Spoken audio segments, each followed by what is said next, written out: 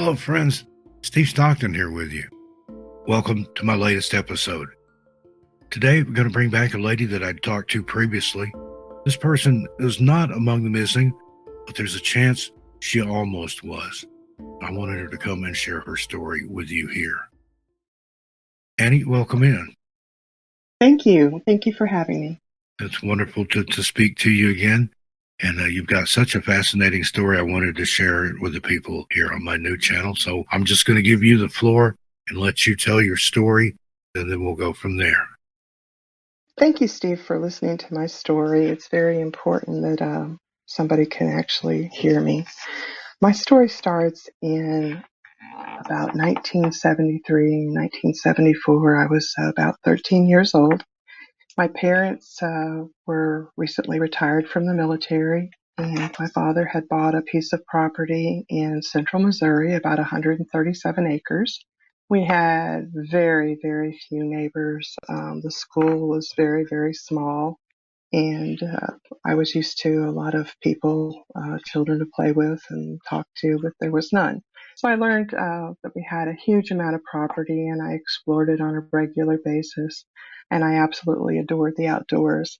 I had two brothers, both of them were younger, and this particular day was in February. There had been a blanket of snow that had come down and frozen all the ground. We went to church, which was mandatory. My mother had fixed a pot roast and put it in the oven while we went to church, and we got home close to noon.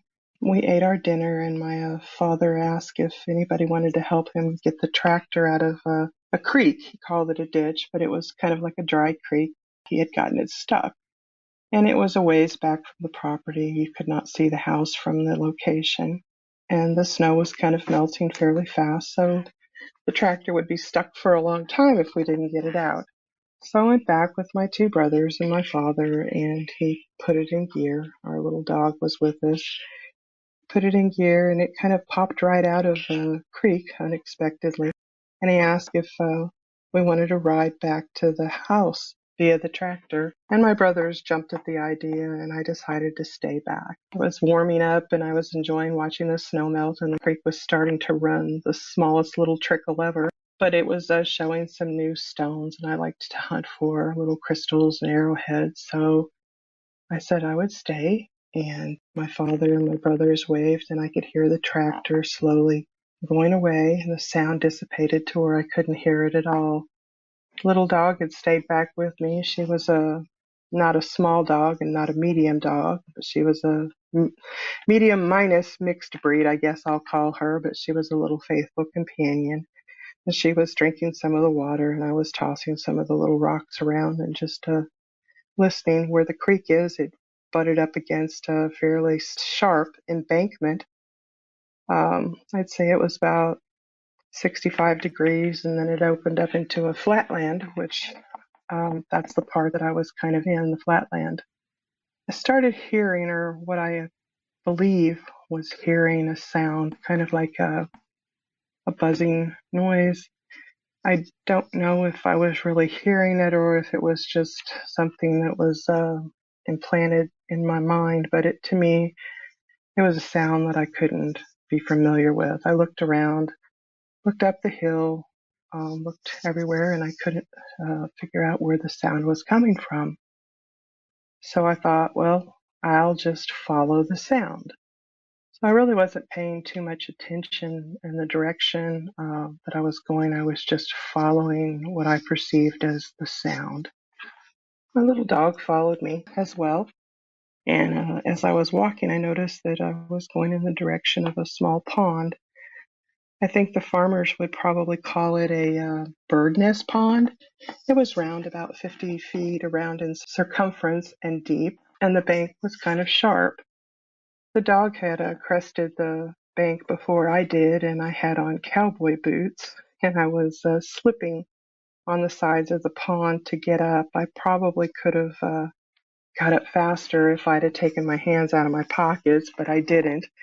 Anyway, when I got to the top of the bank, I noticed that my little dog was staring like a pointer with one foot out, and she was looking out across the pond.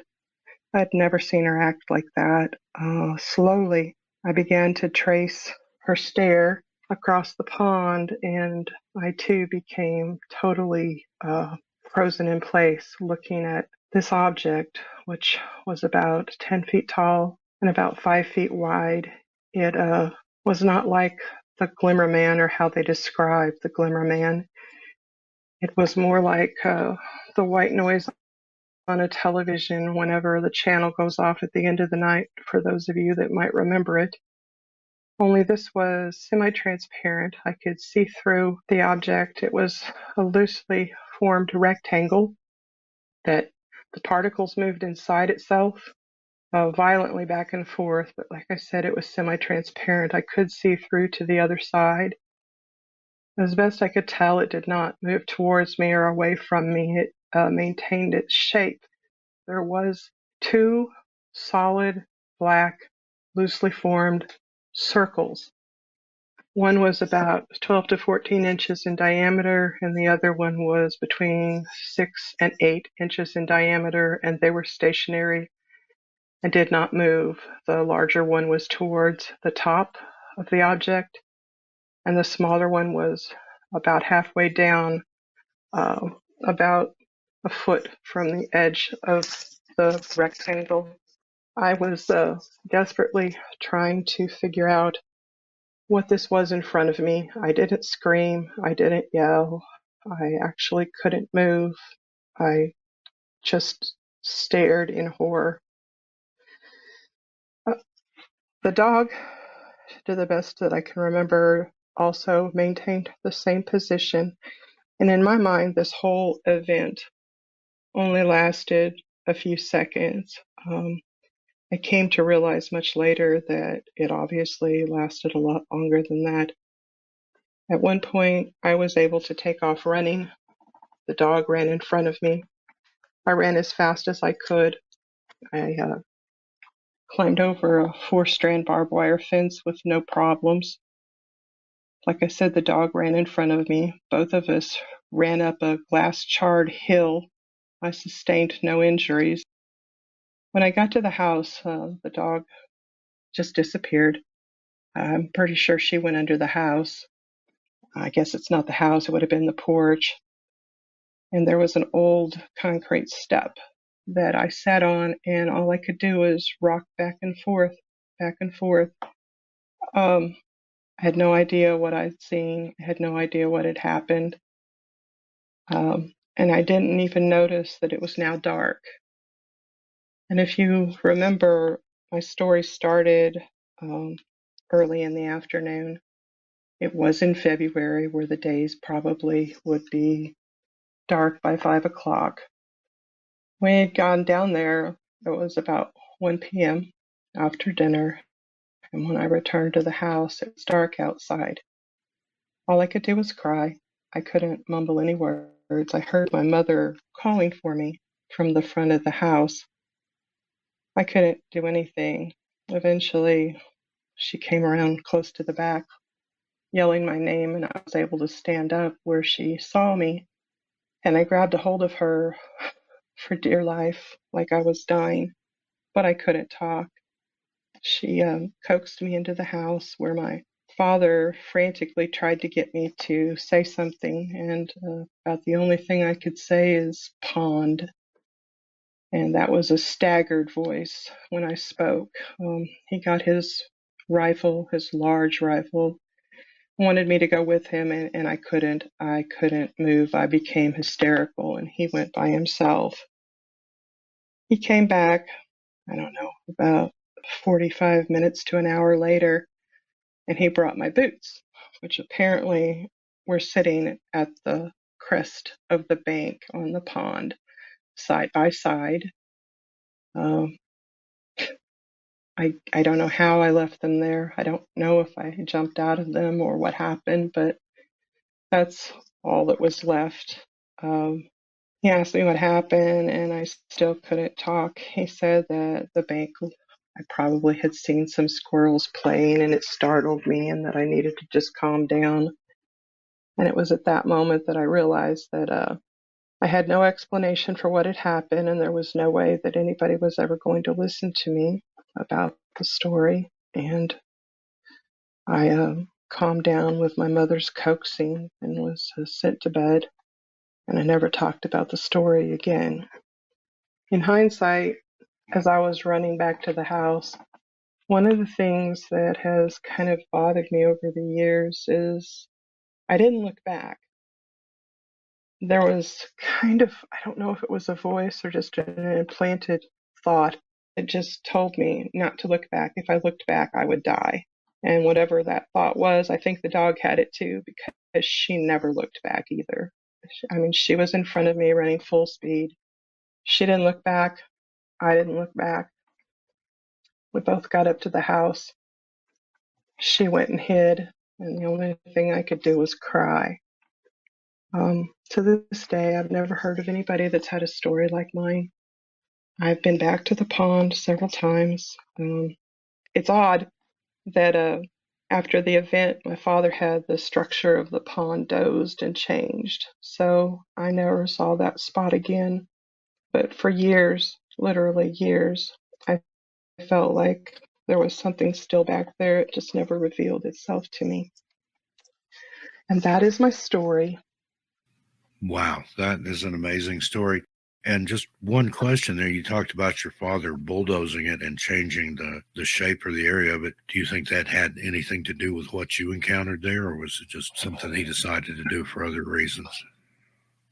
I think, honestly, deep down inside, he knew that there was something wrong, and he did change the structure of the pond.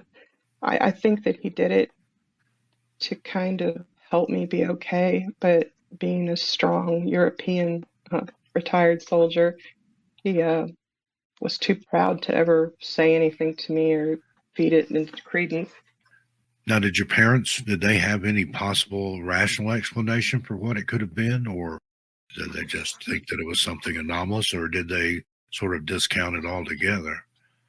My parents discounted it pretty much altogether. If my mother believed me, she never said. And my father, like I said, it was something we just don't talk about anymore. So I was left to try to figure it all out in the Bible Belt of Missouri, what kind of anomaly I had seen. It's been very hard for me, and I'm thankful that I've had this opportunity to tell my story to as many people that can possibly listen. And maybe somebody out there has had some kind of encounter with something similar. Absolutely. And I'm thankful that you chose to come on again on this channel and tell your story. And if anybody has a similar experience, I'd love to hear from you. Contact information is in the description. And one other thing I wanted to point out, you talked about the boots and how you maybe even jumped out of them. And I've covered cases in the past elsewhere where people would go missing and sometimes the boots would be all that were left behind. And I don't believe in coincidence. I think there's something to that. They were definitely left, my father said, side by side on the bank of the little bird nest pond. I don't remember anything about taking them off or getting out of them. I just remember the running part after that. I noted that later in life I figured out that obviously more than a few seconds had passed because I was running, it was half dark, getting dusk, and that is about 3 hours at least of unaccounted time. And that missing time or unaccounted for time is a very common factor in cases where people are found. Annie, once again, thank you for coming on, spending the time with me here. I'm looking forward to the response that it gets, and hopefully it'll embolden other people to come forward and tell their story of similar experiences. Thank you. I'm so grateful for you listening. Thank you so much for having me.